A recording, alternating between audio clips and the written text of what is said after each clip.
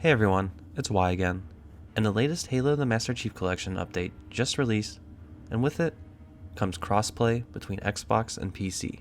And for this video, I just wanted to take some time to explain how it'll work and show you the different settings that come along with it. For the time being, it's only set up to work in multiplayer matches. This includes both social and ranked matchmaking, custom games, firefight, and it'll also work across Forge mode. Where it won't work is with campaign and Spartan Ops.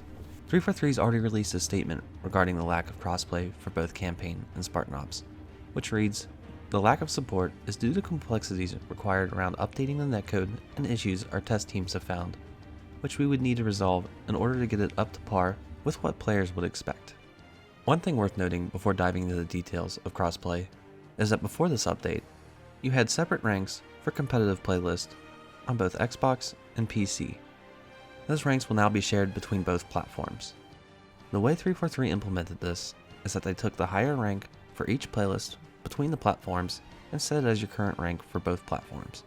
So, for example, if you are rank 14 on Xbox and a rank 17 on PC in the Halo 3 Team Slayer playlist, you would now be a rank 17 on that playlist on both platforms, and anytime you rank up or derank, it'll sync across both platforms. When you first boot up the game, after updating it, you should be prompted to choose a preferred input device. You'll want to choose whichever device you're more comfortable playing with, whether it be controller or mouse and keyboard. This will be used to lock players into using the device that they have set in certain matchmaking playlists. You can always change your preferred input device by going into settings, and it'll be in the bottom of the controls settings tab. You can quickly check which device you have set by pulling up your game session details. You'll have a little controller icon if you have the controller set, or a mouse and keyboard icon for, as you guessed, the mouse and keyboard. You can also see other players' preferred input device in both the lobby as well as in the loading screen.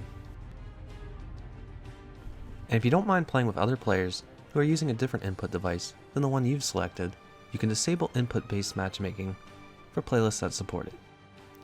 There's also a toggle for platform-based matchmaking, which gives you control over if you want to play with players on a different platform. So for example, if you have this setting disabled and you're on the PC, you will only play with other PC players if the matchmaking playlist allows it.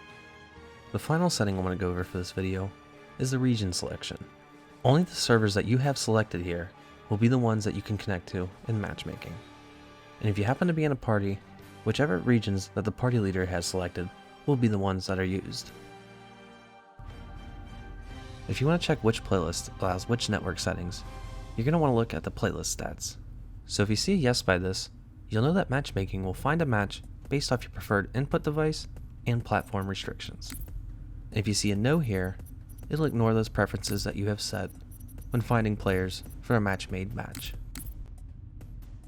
And one last thing to note before wrapping up this video, if you see this limited server region on selected at the top of your screen, that just means that you don't have all the regions selected, which is fine, but if it is taking a while to find a game, you might want to select some more or even all of them. And that'll do it for this video. If you enjoyed what you saw, consider hitting that like button and subscribe to my channel for even more content. Thanks for watching and have a good one.